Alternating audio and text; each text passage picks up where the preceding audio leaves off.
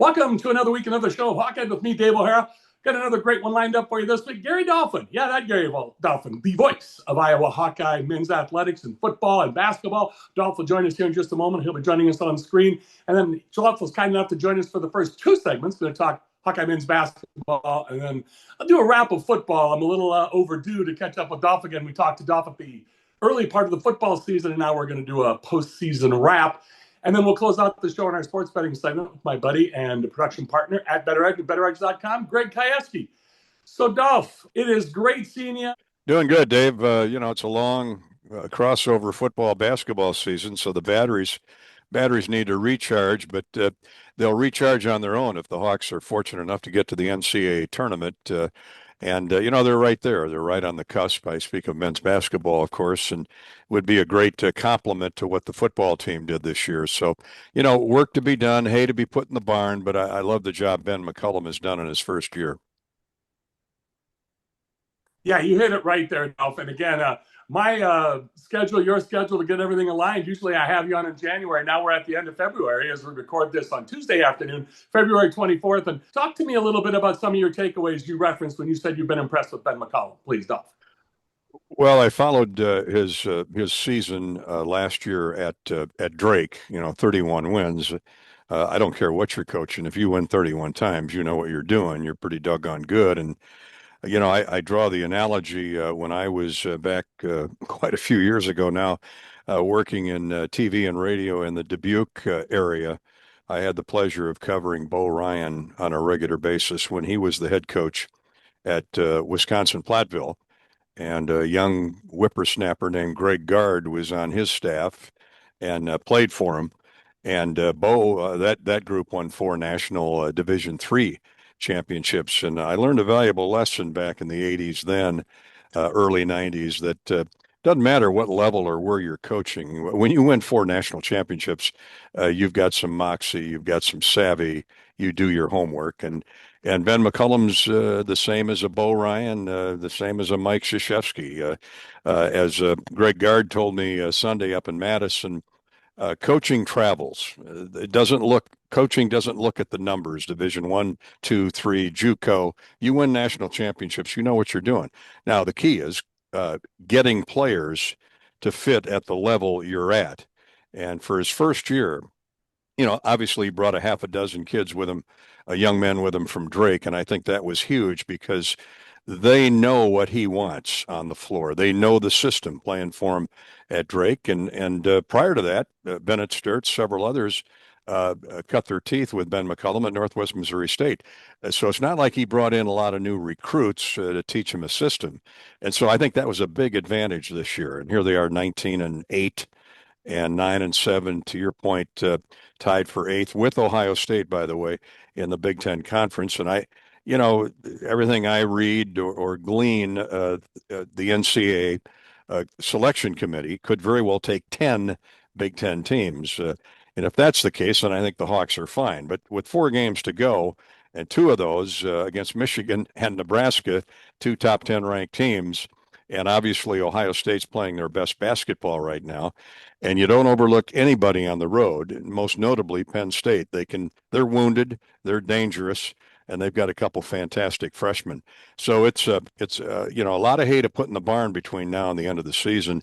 And then you got the Big Ten tournament. So you've got some other opportunities out there, but you want to get the homework done in the regular season, Dave, when that schedule is right there in front of you and you know who's coming at you. You mentioned about coaching, good coaching traveling, just like good defense, and Ben McCollum's staple is good defense. And yeah, they've scuffled a little bit on offense, the Hawks have, and they've got to get out and play better perimeter defense, to Preston Williams' point last night. And that's been an issue. But for the most part, you hold a team like Nebraska to a season low 52 points. That's something else. Now, you need some help offensively, and it comes in different ways besides the all-everything, all-American Bennett Sturtz. Then you've got either Cooper Koch, Alvaro Fargueras off the bench, Cam Manyow in the starting 5, along with Davion Banks, and then, of course, Isaiah Howard, and then you've got Cale Combs, and then the 8th would be Tate Sage. So it's pretty much your 8 guys right there. We mentioned Isaiah Howard, too. So he's got his top 8 guys. Once in a while, Trevin Urach, the 6'10", 6'11 freshman, will come in and play spot minutes. But for the most part, he's set. Dolph, they got to get somebody else to step on offense besides Bennett Sturts. Well, you got obviously the consistency of Bennett Sturt in the offensive end, and Tavion Banks is their other double-figure scorer. Now, Manuel is a terrific rebounder, and he's missed some shots in close, but we all do, they all do.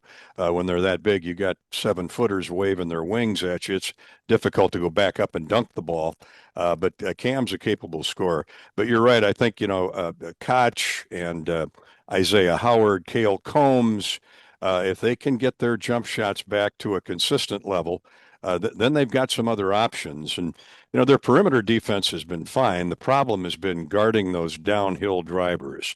And they're going to see another one in Bruce Thornton from Ohio State. Maryland had 2 4 or 5-star freshman, sophomore guards who were highly rated for a reason. They're 6'5". They can drive. They're great quicks, and they can get to the rim. And of course, with Wisconsin, you had their outstanding guard, Nick Boyd, do the same thing. He is so good, and he's left-handed. So we're lacking a little bit with stopping the ball once they drive in the paint. And you got to have help. Bennett Sturts can't guard him by himself. He's got to have help, drop-off help. So that's what's upset, I think, Ben McCollum the most here of late, because he's all about defense. So I think the bottom line is the win over Nebraska was huge. That, to me, gets them in the NCAA tournament if they win the games they're supposed to win. Now, what are those? Ohio State and Penn State this week. Those are two teams they're dead level with in terms of talent and ability. Got to win those two games because you got number 1 Michigan coming in next week. I'm not saying they can't beat Michigan at home. And then you go to Nebraska, and the Huskers are looking at that as a revenge game. But the pressure's off if you win the 2 games. The Big Ten tournament, to me, doesn't matter because I think the hay's in the barn by then. The committee's looking at the teams that maybe need to run off 4 wins in 5 days. So if the Hawks get these 2 this week, that's 21 wins. Their net is around 20, 25 to 30. That's really good. Now, that said, once you get to 21 wins, hopefully, now you're playing for a higher seed. So every game you win, obviously you beat a Michigan, you're jumping from an 8 or 9 seed to maybe a 5 or a 6. That's 5's probably a little aggressive, but you're jumping to probably a 6 or a 7 seed. And you know what? The Hawks have won, 9 of the last 12 from Nebraska. That includes a lot of games in Lincoln. Freddie's going to have the Huskers ready to go. So just play them one at a time, win as many as you can, and let the chips fall. Yeah, it's interesting. You and I and Jeff Settles, I'll use the same phrase with air quotes around it. Win the games you're supposed to win. And that's the magic elixir there, Dolphin. As you mentioned, they stubbed their toe at Wisconsin, led the first half by a point, came out first possession. Bennett Sturts hits a big 3. They're up by 4, but then it was the last 3 minutes of that game that got them. So they lose to Wisconsin. Come in, as you mentioned, with a guy like Bruce Thornton, been there forever. It seems like he's been there forever, finishing out his career at Ohio State, Bruce Thornton. And then they've got Tilly. You mentioned a 7-footer. Well, here's another 7-footer that they have. Ohio State has in the Big Ten, another 7-footer in Tilly. Royal, if he's coming out of injury. John Mobley, if he's coming out of injury. I know Bryson Williams said they're expecting to face both of them. And they got a freshman out of Omaha and Bynum. So their starting 5 is about as solid as can be if they're healthy. And they're counting them all as the go against Iowa at Carver Hawkeye on Wednesday night. So we'll see how that plays out. Dolph, let's put a pin in men's basketball here, and then we'll close out with you. The first 2 segments talking Hawkeye football. We'll do a season wrap. We're about a month overdue, but our schedule allows us to happen today. So let's do it, my friend. You ready to roll? Ready to go, Dave. I love it. He's Gary Dolphin, the voice of the Iowa Hawkeyes, longtime legendary, almost 30 years now calling the Hawkeyes, and he and Bobby Hansen in basketball, and of course he and Pat Anger for football. Gary Dolphin, I'm Dave O'Hara with Hawkeye. We'll be back with more in just a few moments. Hawkeye is brought to you by Better Edge, your ultimate social betting marketplace. With no VIG, you're bound to win more on every bet on Better Edge. Founded by Hawkeye alum James Siles and proud Iowan Greg Kajewski, Better Edge delivers an unmatched betting experience. Plus, what's not to love when they're committed to supporting charities and children's hospitals near you? Join the action now. Sign up at betteredge.com/Hawkeyed and get $10 to start winning more today. Better Edge, where your social betting means your bets go further and you win more. Welcome back to Hawkeye with me, Dave O'Hara. Gary Dolphin joining us today. We are pleased to have him for the first 2 segments. We just talked Hawkeye men's basketball, Dolphin. Now we're going to close his appearance today, talking Hawkeye football, a little season recap, and then I'll close out the show in segment 3 with my production partner at Better Edge and BetterEdge.com, Greg Kajewski. Dolph, Hawkeye football 9-4, 6-3 in the conference, 8-4 regular season.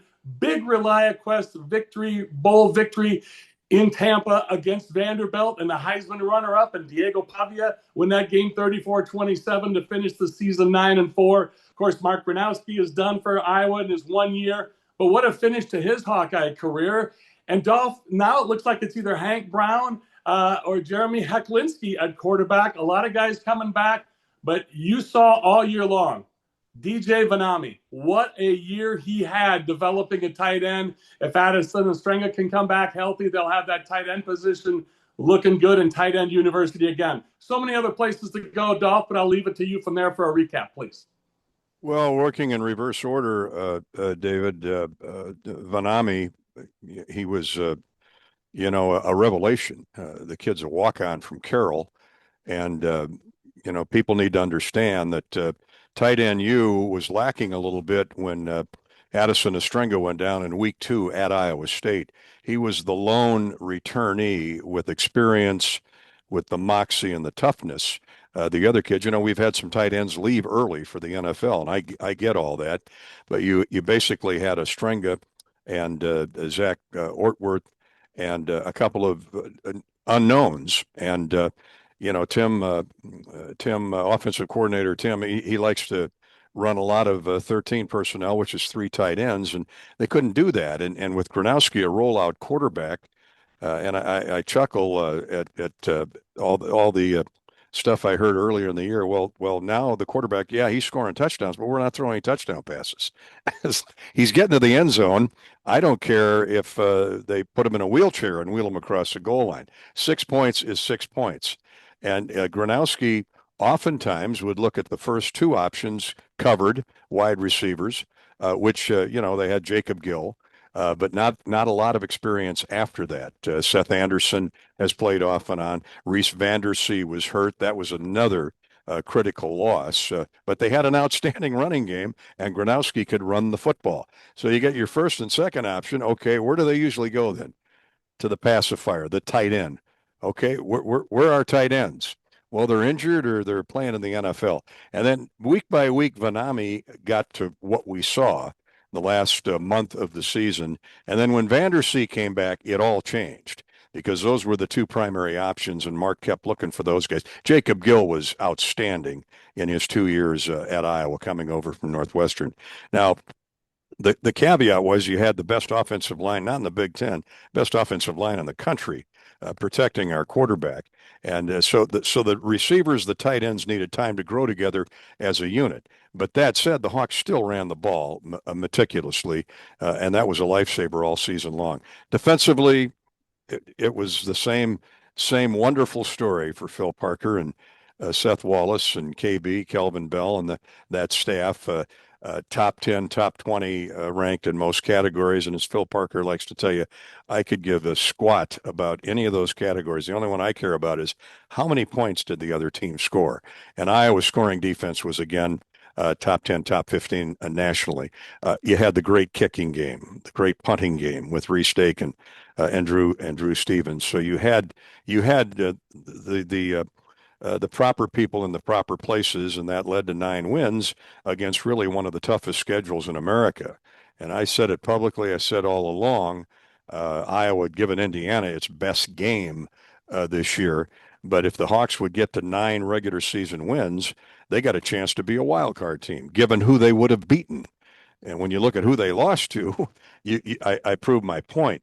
They're leading that Indiana game, crossing midfield. Gronowski hyperextends a knee, whatever the injury was, and comes out, and the Hawks throw a pick.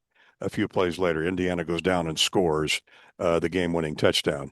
That was a pivotal point, but I thought that they could still finish strong, and man, did they ever. 8-4, and settle the score with Vandy in the ReliaQuest Bowl. Diego Pavia, terrific kid, but he needs to put his verbiage in order as to how good he is, number one, and number two, respect the defense and the team you're playing. and I have no doubt he'll get a shot in the NFL. Now, given his size, can he play? I don't know if he can play. He can certainly make a roster because he's got the bravado, the attitude, and certainly the skills to compete in the National Football League. But so does Mark Gronowski. And look what Mark did at the Senior Bowl. He was one of the stars, offensive MVP. He's going to get a look with somebody on a Sunday afternoon uniform. And of course, Caden Weegan, I've saved the best for last. He was the X factor all season long. And so it was just another wonderful year, another consistently wonderful winning season for Kirk Ferentz. Becomes the all-time winningest coach in Big Ten history. He's now the all-time winningest bowl victory coach in Big Ten history. And it's just fun to go cover them day after day throughout the fall. Well, as always, Dolph, you covered it all. And as you mentioned, that offensive line have some holes now due to graduation or lack of eligibility. Logan Jones primarily. So some holes to fill there. Phil Parker on defense. But I will say Tim Lester finished his second year as offensive coordinator. That offense just getting better and better and rolling, to your point. And then Phil Parker has some holes to fill. Aaron Graves departing, as well as Xavier Wongpa and many others in that defense. Of course, you're losing Drew Stevens to graduation, and then also Reese Dakin transferred to Michigan State along with LeVar Woods. So Hawkeyes bringing back Jay Norvell from a guy back in the Chuck Long era as an offensive special assistant, even though he was a defensive player at Iowa. So there'll be some interesting changes this year at Iowa, but it seems like, Dolph, every year you shake out the old and bring in the new, and there's a lot of young talent specifically in that linebacker room with Preston Reese and the other couple guys there, Cam Buffington. There are some impressive young guys. So, Dolph, we'll put a pin in it here with you, unless you had one other thing you wanted to add. Well, you mentioned the offensive line, and they won the Joe Moore Award for a second time, and Jennings Dunker, Logan Jones, the Outland Trophy winner, those guys will be playing on Sunday afternoon too. But look at you got and Bo Stevens. But you got Lauk and Cade Pieper coming back. What two linchpins they are. But I can tell you that George Barnett and the Iowa offensive coaches are as excited about the redshirt freshmen from this past year that are going to step up and step in, and the kids they've recruited behind them. And typically at Iowa, you're number one, you're a great high school offensive lineman or a tight end coming in, and you use that first year to get stronger, to get bigger. And then you're ready by your redshirt freshman year to play, if not certainly your sophomore year. Now you got 3 seasons. And the talent that they've recruited the last couple of years at Iowa would rival any 2 or 3 year period, at least in the 29 years I've been watching Iowa football from 8 stories up, Dave. So don't worry about the offensive line. With Kirk Ferentz at the helm, that's always been a priority. But, yeah, we'll look forward. Spring training starts in, a month. March 25th. We're a month out from spring ball. I'll know a lot more. We'll know a lot more after that. Absolutely, Dolphin. And the mantra, as always, at Iowa football, next man up. And we're seeing that. There's a lot of guys in the wings ready to step up for their opportunity. Gary Dolphin. Dolph, it is always great to see you. We'll catch up with you again soon. Thank you so much. And great calls to you as always. Safe travels, my friend. Thanks, Dolph. Yeah, good to be on with you, Dave. Thanks for having me. Go Hawks. Go Hawks indeed. For Gary Dolphin, I'm Dave O'Hara with Hawkeye. We'll be back to close out the show on our sports betting segment with @BetterEdge's Greg Kajewski, and he's also my production partner. So back with more Hawkeye in just a few moments. More and more farmers are taking a look at Mershman Seeds Power Core Enlist corn. Here's Ben Pieper, our product manager.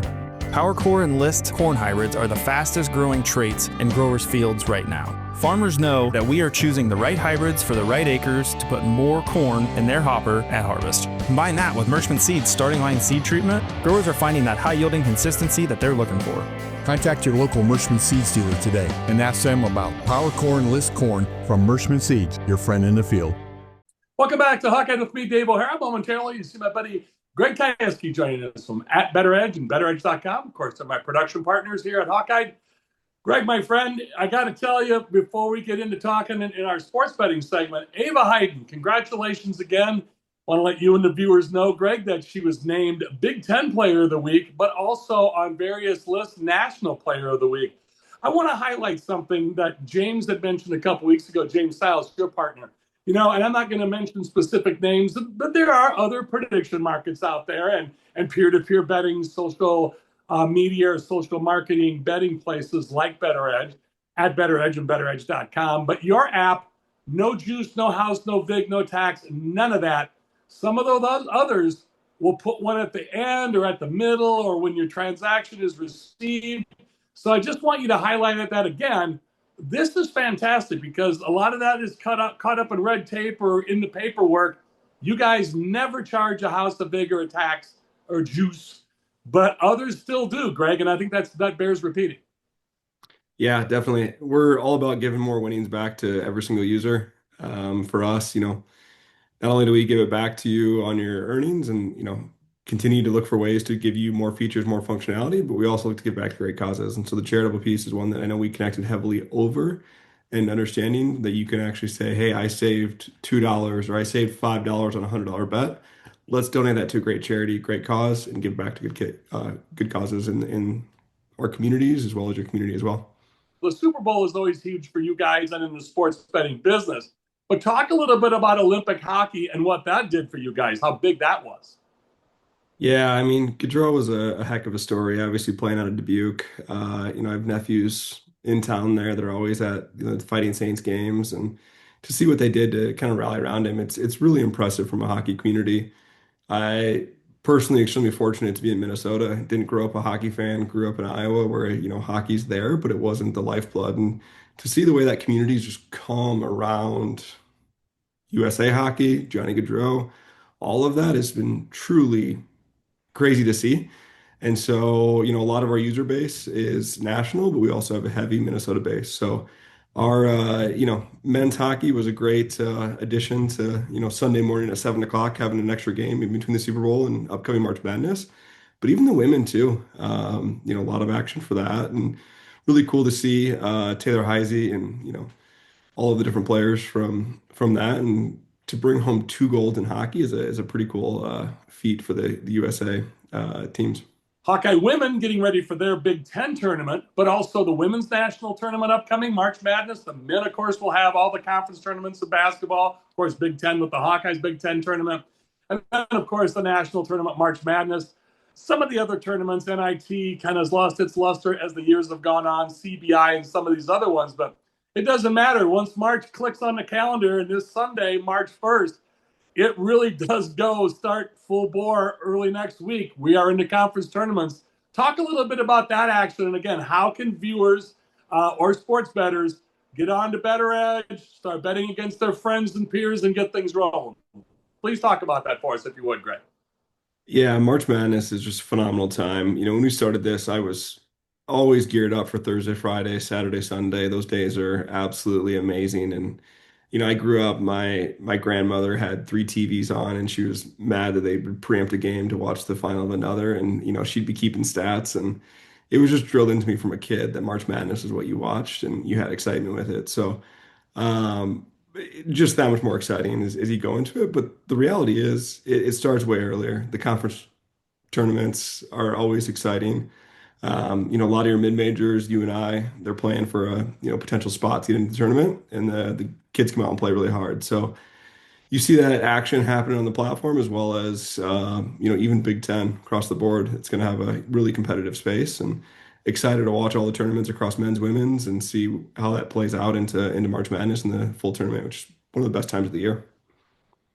Yeah, it really is. And then, of course, you can bet your sides on prop bets or side bets if you think Bennett Sturts is over under whatever you want to set it at, 20, 24. I know he's been rolling this year. Will probably be or is on a lot of postseason already, pre-postseason All-American lists. So there are so many angles you can take on that. Let's talk a little bit about sides, please, because that's often overlooked. And in college sports in Iowa, on apps, sports betting apps, you cannot bet on sides or props. But on your app, you can at Better Edge and BetterEdge.com. That's again, James and I, your partner, James Stiles at Better Edge, and I talked about this a couple weeks ago. It bears repeating if you would for us, please, Greg. Talk about some of that, the side bets you can make or the props on Better Edge. Yeah, so everything on our platform is peer-to-peer. It's the equivalent of, having a handshake over a beer or over watching a game. And, you talk a little smack here, talk a little smack there, and fortunately, Bennett Sturts had a heck of a year, so it's been really fun to watch. Amazing to see Ben McCollum come in and have the impact he has. So being able to say, hey, I'll take Sturts tonight over 24.5, whether it's Ohio State or, any of the upcoming games, As long as you can find a sucker who's willing to take the under, you've got action, you're good to go, which it just depends on where you set the line at. That's the fun of it. And it gives you a little bit more to root about. And that's the great part about watching basketball at Carver Hawkeye. At Better Edge and BetterEdge.com, Greg Kajewski, besides being my production partner and friend, great stuff as always from you and James Stiles. Continued success, and we'll catch up with you in a couple weeks. Thanks, Greg. Thanks for having me, Dave. As always, for Greg Kajewski, Gary Dolphin, the voice of the Iowa Hawkeyes Dolphin, and to you, the viewers, I'm Dave O'Hara with Hawkeye. Thanks for joining us. That's all from me. Thanks to all of you.